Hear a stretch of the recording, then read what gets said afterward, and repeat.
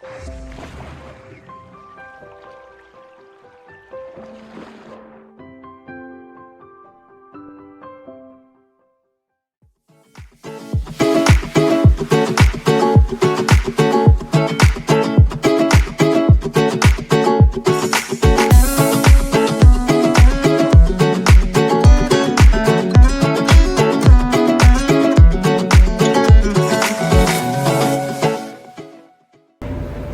course, if you are bored in the day at sea, like today, you can pop into the laundrette.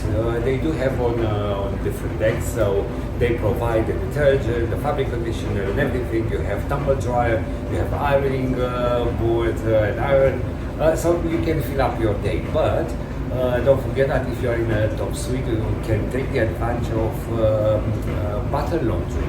Every morning you need to put your laundry bag after filling the form outside your station door before 9 o'clock, and everything will be delivered the same night.